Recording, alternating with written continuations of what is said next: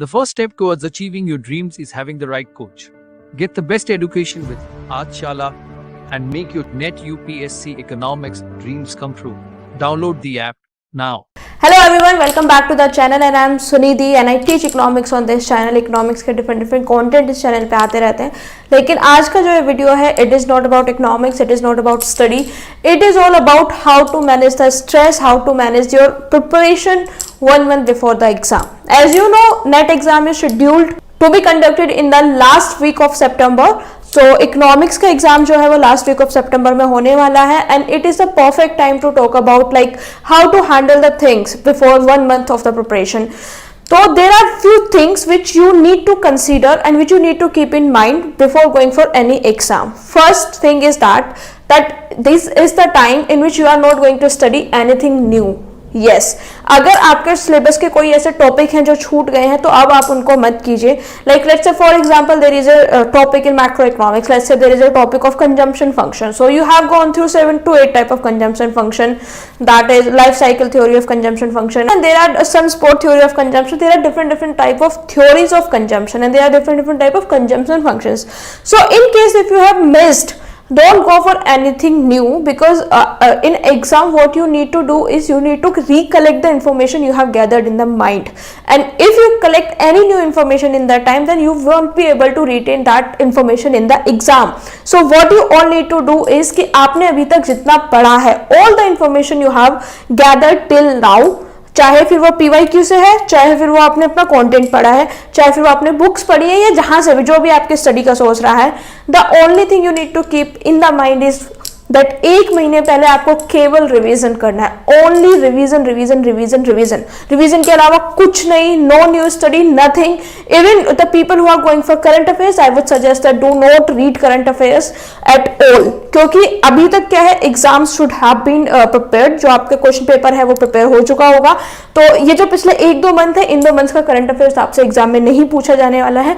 Exam से 2 months पहले तक का करंट अफेयर्स जो है, that is what they are going to ask in the exam. First thing, do not go for anything new, just study, just revise, just revise, revise, revise, revise, revise. Second and most important thing is that develop your stamina so that you have the capacity to sit in the examination hall for 3 hours, right? Exam है 3 घंटे का है, no break. पहले आपको section A करना है, then section B करना है. सेक्शन ए 1 आवर का है, सेक्शन बी 2 आवर्स का है, बीच में कोई भी ब्रेक नहीं है. तो अगर आपका मेंटल एप्टीट्यूड इस लेवल का डेवलप ही नहीं है, अगर आपका फिजिकल एप्टीट्यूड इस लेवल का डेवलप ही नहीं है कि आप 3 घंटे बैठ सकें, तो that is going to be very problematic area for you. What you all need to do कि आपको अपना mental as well as physical endurance develop करना है. फिजिकल एंड्योरेंस से क्या मतलब है कि कई बार जो बच्चे होते हैं उनका जो फोकस होता है वो बहुत शॉर्ट स्पैन का होता है, यानी कि आधा घंटा उन्होंने कुछ क्वेश्चन पेपर को सॉल्व किया या आधा घंटा उन्होंने पढ़ा and then they go for a walk. Don't do that क्योंकि वहां पे आपको वॉक करने की परमिशन नहीं है. Maximum you can go to the washroom, that is also after 2 hours of exams as far as I no.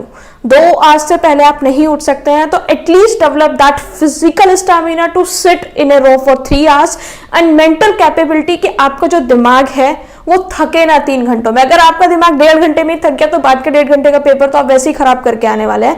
तो what you need to do, अब आपको ये नेक्स्ट क्वेश्चन ये होना चाहिए कि ठीक है, हमें समझ में आ गया कि हमको अपना 3 hours का मेंटल और फिजिकल स्टेमिना डेवलप करना है, but how to do it. Question is कि कैसे उसको डेवलप करना है. So there is a very simple trick. Practice makes a perfect man और women, be the gender neutral. Practice जो है वो आपको इस लेवल पे पहुंचाएगी. एंड प्रैक्टिस, एग्जाम से 1 महीना बचा है, सुबह शाम डेली एक सेट लगाइए. सुबह 3 घंटे का पेपर दीजिए, शाम को 3 घंटे का पेपर दीजिए. जो भी उसमें करेक्शंस आती है उनको करेक्ट कीजिए.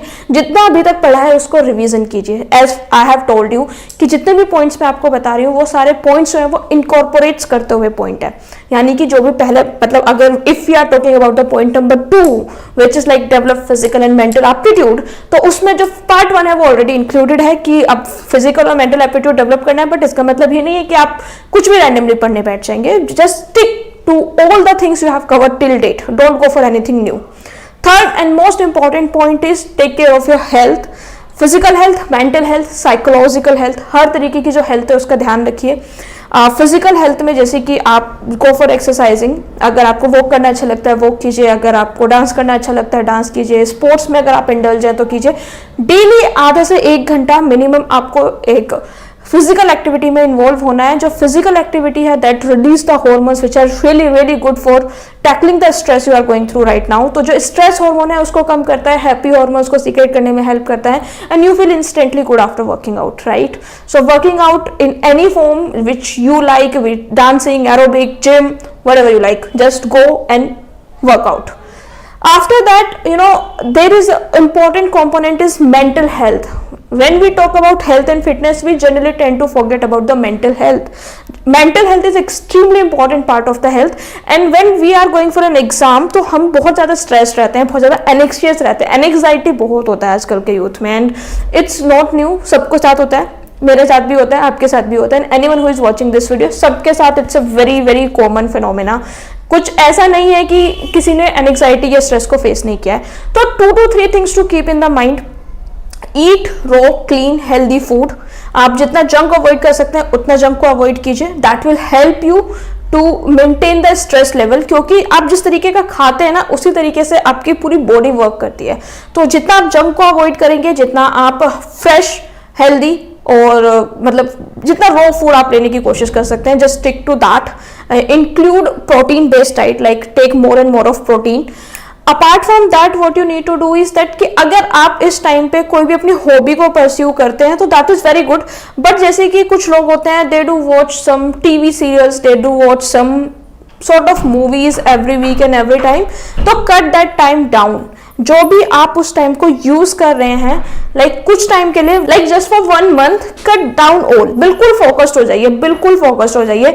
कोई भी अगर आपका एक ऐसा एरिया है जिसकी वजह से आपका टाइम वेस्ट होता है, do not go for that. And thirdly, and just believe in your self. Third जो है कि आपने बहुत अच्छे से मेहनत की है, आपने तैयारी की है, आपके नोट्स बहुत अच्छे हैं, आपने रिविजन किया है, आपके मॉक टेस्ट लगाए हैं, फिर आप स्ट्रेस नहीं लेंगे। Be the process driven, not the outcome driven.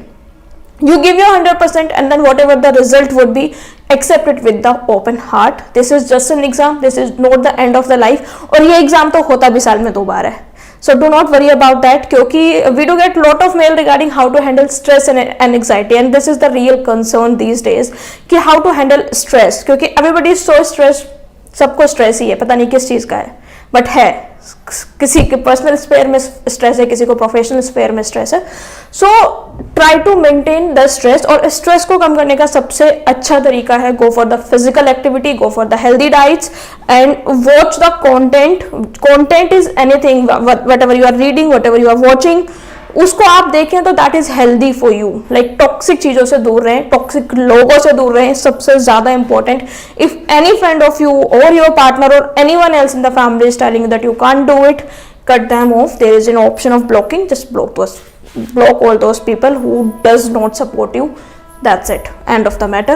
Now coming to the 4th point, which is like अभी तक हमने डिस्कस किया what to do in the last 1 month, जिसमें मैंने आपको बताया I have told you very clearly that do not go for anything new, revise all the stuff. Second, develop mental and physical endurance. Third point मैंने आपको बताया handle anxiety and stress. Stress seems so natural these days कि अगर आपने अच्छे से prepare किया है तो आपको स्ट्रेस होगा ही होगा, you can't avoid that.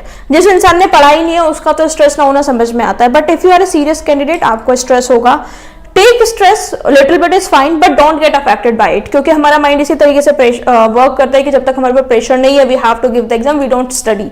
And that is the reason कि एग्जाम से 1 महीना पहले या फिर जब कॉलेज में एग्जाम होते थे तो 1 दिन पहले हम 12-12 घंटे पढ़ लेते थे, और 2 महीने पहले 3 महीने पहले हम 1-1 घंटा भी नहीं पढ़ते थे। तो our mind is manufactured to work like that, but do not get affected by it, क्योंकि अगर if you took the stress that affects your physical health, और अगर आप बीमार पड़ गए एग्जाम से पहले तो जितनी भी मेहनत आपने की है that is all going to be waste. तो keep that thing in your mind कि it is very important to be healthy before the exam.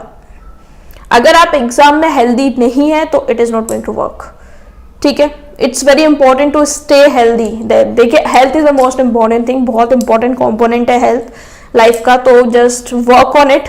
Next important thing you have to keep in the mind is sleep. Take a proper sleep, deep sleep, जितना भी आप सो सकते हैं, 6 घंटा, 7 घंटा, 8 घंटा, बहुत ज्यादा जरूरी है कि आप 7-8 घंटा सोएं।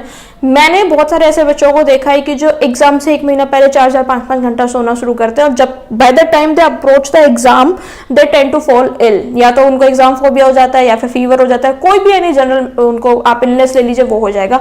तो do not fall into the trap कि आप कम पढ़ेंगे तो ज्यादा वो कर पाएंगे। Sleep actually increases your productivity, sleep से आप ज्यादा एफिशिएंट बनते हैं। The good sleep you get, the more active you are as a person. So take the very very good sleep, eat fresh, eat good, don't take stress, and that's the conclusion, and don't go for anything new. You just need to do the 3 things. syllabus जितना आपने अभी तक कर लिया है, revise that, previous year question के practice, that's it, बस उतना ही करना है। don't go for anything new, keep practicing what is all we are doing till date. That's it. I hope ये वीडियो आपके लिए बहुत ज़्यादा हेल्पफुल रहा होगा। अगर ये आपके लिए हेल्पफुल है तो please let us know all the topics you want to covered by me, and we'll come back with the video you want us to make. So thank you so much. If you like the video, please like it, share it, subscribe to the channel. Subscribe करने के बाद notification bell को ज़रूर hit कीजिए, ताकि next time कोई भी video, informative video या फिर एजुकेशनल वीडियो आपको मिले तो you get the early access to it. Thank you so much.